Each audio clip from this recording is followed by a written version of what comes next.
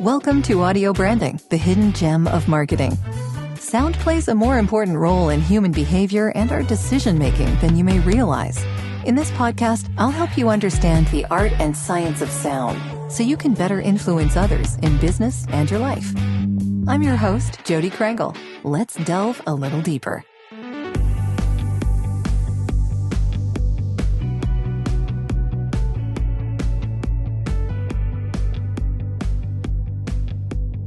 So you've mentioned that there are different types of videos that companies should have. Can you maybe talk a little bit about some of those types of videos that you do? Yeah, absolutely. So the main video that we typically do, there's kind of two. One is what we call a business promo video. Some people call it a brand story. Some people call it a company video. It's essentially the same type of video. That's really who we are, what we do, what makes us uniquely different. I call them anthems. Yeah. Yeah. I love doing those anthem videos. Yeah. Those are so much fun. Yeah, they're great. I mean, we really enjoy it. I think the biggest mistake most businesses make when they go into that project is they think it's a story about them, but the reality is it's a story about your customer and how you help them, in their story. And that's the way we try to frame it, with the narration, with the visuals, with the music from the story. It's really trying to connect with that viewer on what is the problem you have. Why are you reaching out to this company in the first place? What has piqued your interest? Because everyone's kind of telling a story in their mind about where they want their life to be. So the video, the company promo is really about how they've come alongside that customer and help them, and what their experience is going to be like, what their life is going to look like, how that story is going to change for them. So that's the main type of video we do. The other type that's probably equally as popular is customer story videos or testimonials. And a lot of times people get this wrong because it's just a quote unquote testimonial, like you do a Google review. And it's usually just like the company was great, they were wonderful, it was wonderful working with them. And the problem with those is it doesn't really tell a story. People want to see transformation because that's what they're looking for, is transformation. So it's really, we try to frame a lot of testimonials on where were you at? What was your reluctancy in purchasing? Why did you make the decision? And what was that experience like? So it's showing that transformational story. And you have to do that with the right type of questions, really probing in and getting the story, visually telling that story, and then reinforcing that with like good music that fits the brand and the tone of the story. Yeah, I think a lot of people, when it comes to the audio and the music that they use for this kind of thing, they think about what they like and not necessarily what their client likes. Yeah. And I always think it's kind of this Venn diagram between what represents you sonically and what will appeal to the people that you serve. Yeah, exactly. And I can give you a pretty good example of how we've used different type of music and sound design for various testimonials. So like for one client we did a project for, they basically are a company that helps educate people who've been diagnosed with cancer, and they help educate them on holistic alternative ways to treat cancer. So we did a series of like 15 stories. And the stories had this very specific type of structure where it basically started off and it was very dark and very moody visually and very emotional music to it. And the story started with the person that we were interviewing talking about their diagnosis, the day that they got diagnosed, and the feelings and emotions that were going through their mind and how the information was delivered to them. It's a very heavy day. But the videos are so compelling because it was just talking head video. So the only visuals was just them on camera. So like, the music and the sound design. So she's like the doctor, it's just like a black screen with her hands, going like this. And she's like, the doctor walked in and you like hear these footsteps, and he pulled my record out, and you hear like, pencil being written. And then you hear like, she say, and then he said, and then the music stops, the voiceover stops, the music swells, and she goes, and then it goes to her for the first time on camera, and she goes, you have cancer. And then the music goes down, and it's like creates this incredible emotion, like, oh my gosh, How crazy is that? And then through the rest of the story, the music shifts, the mood shifts as she talks about how she was introduced to the company, how her diagnosis is completely reversed, and how, what her life is like now. And so it takes you on that journey, and sound was like a huge, huge component because it was just a talking head style interview. Yeah, I think that when it comes to sound, especially music in this kind of a situation, it's often about giving the audience emotional context.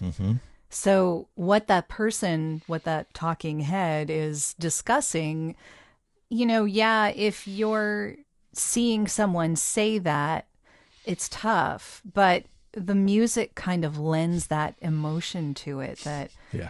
I don't think we quite realize. Like sometimes we take that for granted, like you were saying before, that, but it makes such a big difference.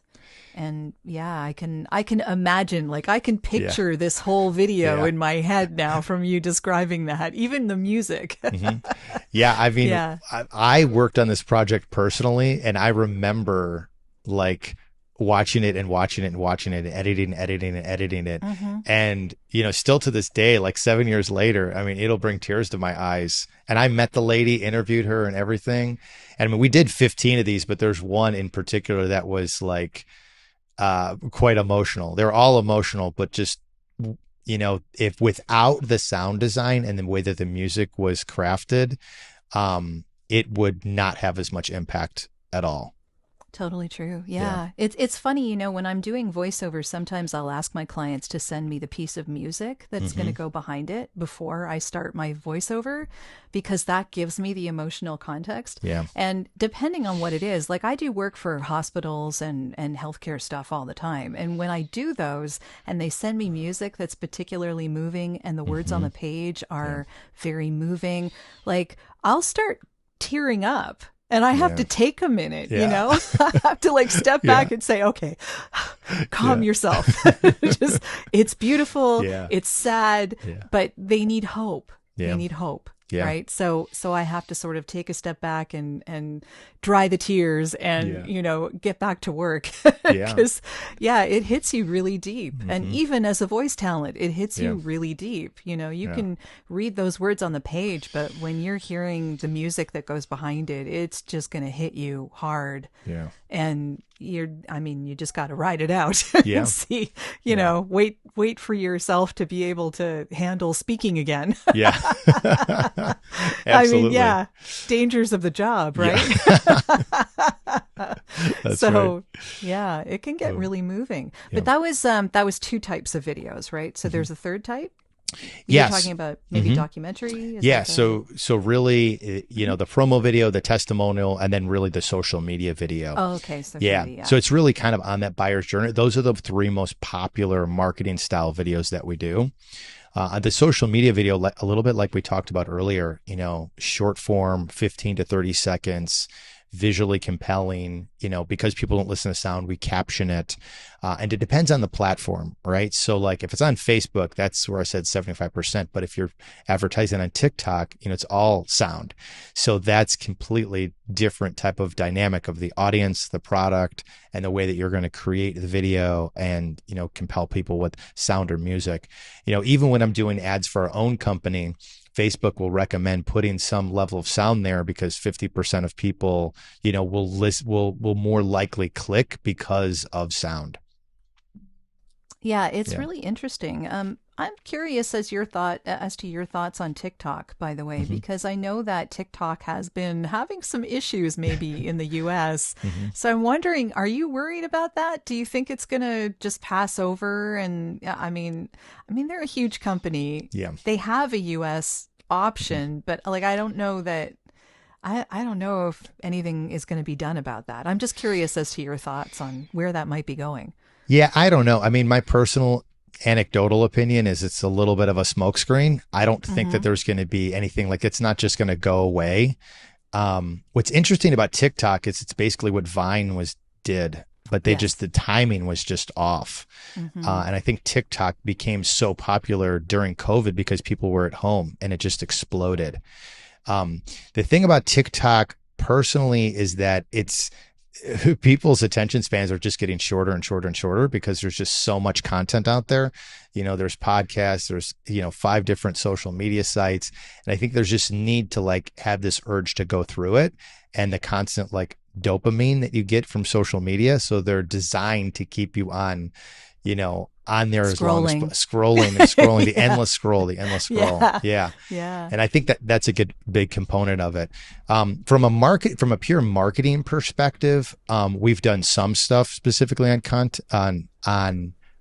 social and on TikTok, but the majority of our stuff that we do is like B2B companies that are looking to connect with people, and they're either searching on Google and they have a high commercial intent, and they want to be able to work with a brand or a business that they know they can trust, is credible, and is going to be able to solve the business or challenge that they have. On the B2C side, we have less customers on the B2C side, but that's where TikTok can be really helpful depending on your product or service. Yeah, it's a really interesting medium. Yeah. I'm curious as to what campaign you had that worked really well on social media that may have not been so great elsewhere. I'm just curious if there is a big disparity between working on social media and working elsewhere.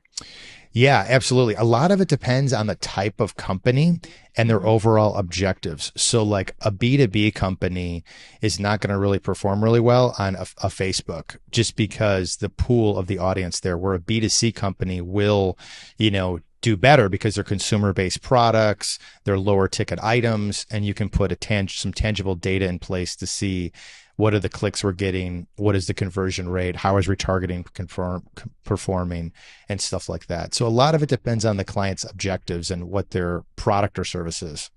Yeah. Do Instagram Reels work for that? I'm just wondering if they actually fit in here. Yeah. So typically when we'll work with customers and their primary objective is to run a campaign on social media, particularly like Meta, we'll do 3 different versions for them. So we'll do a standard 16:9 that works on like stories and things like that. And then we'll do it would be just the Facebook feed. So there's a 1:1 size, there's a 16:9, and then there's a vertical size. So when we create basically the same video in these 3 sizes, they can use and leverage that video on every part of the Meta and Instagram, kind of ecosphere with reels, stories, news feed and stuff like that. It's really interesting. Yeah. Do you have a particular client that you can talk about that maybe use that to their advantage? Yeah. So there's a couple of clients we've worked with that have leveraged that format. One of them is like basically a local pool builder. So they basically create custom pools. So they're targeting the local area, looking for custom pools. It's a higher product. So really the big part of the campaign is driving awareness and getting traffic. So they may not be ready for a pool now, but they may in the future. So what we wanted to show in those videos, we did a couple different variations of it. So we did vertical, 1:1, and standard size. And then we also did a couple different angles. So one angle was about quality, one angle was about speed, one angle was about price, one angle was about customer experience. So testing those different angles and different variables. And what I usually say is if your campaign is on social media, you want to test different angles and different creative. So not only video, but also test images and see what resonates, with your audience. And the best way to do that is just basically throttling. Here's how many impressions we want. We want like 500 impressions. And what's the click-through rate on those different variables and of creative and the different angles that you're testing. Really interesting. Yeah. And do you find that works better for people who are doing this only locally, so a small geographical area, or is there a different tact you might take with someone who has a larger geographical area? So they need more impressions everywhere. Yeah, absolutely. Really, it's the same strategy. It's just a matter of the targeting. So the better you're targeting, the better you're going to be. The challenge with doing locally is you're kind of geographically limited to the area, so you don't have as large enough audience. But from there, you can really, specifically on Facebook, you can drill things down as far as who's in the primary demographic. So for the pool company, demographics are they have this much in household income, they're in these specific zip codes or this particular area. And that's how you can not only do your social stuff, but targeting the zip code for your pay-per-click, because in this area of town, they're mostly, single family homes, they're smaller, there's HOA restrictions, and they're, as apartments, they're not going to be your ideal clientele. Where this area, is like all custom built homes, there's no restrictions for that particular client. That's where they'd want to be, targeting, geofencing the zip code, or with the social strategy, kind of the demographics of the clientele that's ideal to see that ad. Yeah, it's interesting that you're trying to target to people who would want to buy something like that. I mean, obviously, that's what you want to do with the targeting. And setting the pricing is always tricky. I mean, even for what you do, and definitely for what I do. I mean, setting the pricing so that you can set expectations and that kind of thing. I mean, you must have tiers and stuff. Is that how you operate that way?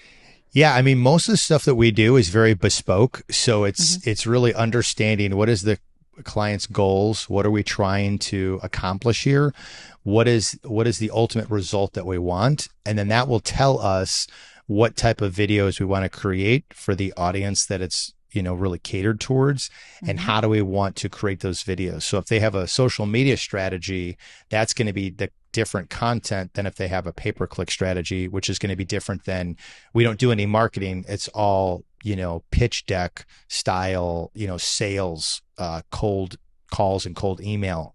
So that strategy is going to be a little bit different on the video side. And then that's really what we try to do, is create like a custom package based on what's going to make the most sense in reaching their goals, rather than, oh, you want a video? Sure. We got cameras, we got audio stuff. We could do this. Yeah. So I'm assuming that last one is probably the most expensive. Yeah, for sure. Yeah. Yeah. It's a similar problem, I guess, with voiceover, in that I don't think people understand exactly what goes into that and how much it costs, that kind of thing. So, Yeah, for sure. I think increasingly people are undervaluing the level of professionalism, or the level of work that goes into something and the potential impact that it could have. I think people are like, well, I have my phone, I can take video, and that's true. And in some instances, the reality is that, particularly on social media, those videos can outperform and get increasing click-through rate more so than the polished stuff that we create. And the reason being is because people don't realize they're ads. So what I'll tell clients to do is, let's test, some high quality video content for social ads, and then also test kind of the lower, more native content for ads. But then when you drive them to your website and they know that it's an ad at that point, they know they're being sold to, and you've brought them into your brand, that's where you have the higher quality stuff, because typically the higher the quality of all the elements that they're seeing equates to what they're thinking in their mind. So, the website looks good, the branding is nice, the videos are nice. It's like, okay, I'm working with a professional company that's going to solve this problem. The social video is really just to get their attention. So whether it's a native, lower quality or a higher quality, if you can get them to stop the scroll and click on it to get more information, then you're into your brand. That's where you want to really have the higher quality stuff. Yeah. And the social media, of course, is the place where you can be authentic. And that's what people want these days. So that's, that's why the more authentic videos, just turning on your phone and videoing something tends to catch people's attention a little more, But you're right. Lead them to where they need to be, and then give them the polished stuff. Yeah, it's interesting. Yeah. So when you create a video package for people, do you set aside a budget for things like voiceover and sound design and that kind of thing? Or how does that all come together? Yeah, for us particularly, we just kind of incorporate everything all into one rather than kind of line iteming out. But if we've talked on the forefront during the consultation part, the discovery part of like, what's going to be the best story for the video, what's going to be the best story for the business based on your overall objectives and goals, understanding the brand, understanding the client. Then we'll kind of determine, is it better to do documentary style interviews, or is it more ideal to use a voiceover, or is it to do a voiceover and interviews? And we've done videos like that are more hybrid. So you have this kind of scripted through line, and then you have a little bit of authenticity with either customers or staff members that are also adding to that story. And that's kind of like packaged all together based on the video and the different elements that go into it. Yeah, the issue that I run into as a voice actor is that often my contribution is the last thing that people have thought about for that video. So everything else has already been costed out, and then I'm tacked on at the end, and so I have to fit into whatever budget is left. As opposed to, you see what I mean? So so that becomes an issue. It's something that maybe video people should think about. I think sometimes with video people, it's interesting because I've heard other clients talk about them because they're price shopping, and I always tell this joke that I think is so true, is that like all these video people went to a conference and listened to a guru and said, you need to price anchor and you need to list and line item every single thing you're doing. You want this camera, it's going to cost you an extra $500. You want this tripod, it's going to cost you an extra $25. And to me, I've never really worked that way. I've always been like, listen, we have a whole bunch of gear. It's all paid for. We're going to use everything at our disposal to tell the best story that we possibly can. We're not going to leave anything in the truck, because we want to nickel and dime you $500 here and there. And that's the same thing when it comes to voice talent, and it's just like, we're going to do everything we can to find the best voice talent, to tell the story in a way that's going to resonate with your audience and fits the tonality of the brand, So yeah, I think a lot of times too, like to save a buck, we'll never use AI voices. At least we haven't up to this point. But a customer told me, a customer told me that because I said, yeah, we can do the voiceover if you want to add that, because it was out of scope. And, we priced it out for him. And, I'm like, we're not upcharging for this at all. It's just, this is the cost. Yeah. And he was like, hey, what about an AI voice? And I'm like, oh, no. I would highly. Yeah. There's this one AI voice company that I've heard, and it's weird because they were showing samples of it like on a podcast or a YouTube video. And I hear that voice all the time now on YouTube. It's so overused, and it's like, oh my God, it's super cringy. Yeah. AI is tricky. I mean, I'm not against AI as a principle. Like, I think it's great for prompts. I think it's really great for not staring at a white blank screen and helping people, creatively get into their flow, right? I think that's fantastic. But as a replacement for human creativity, I mean, why are we getting the computers to do that? Yeah. We should get them to do the stuff that isn't creative so that we can do more creative stuff. Yeah.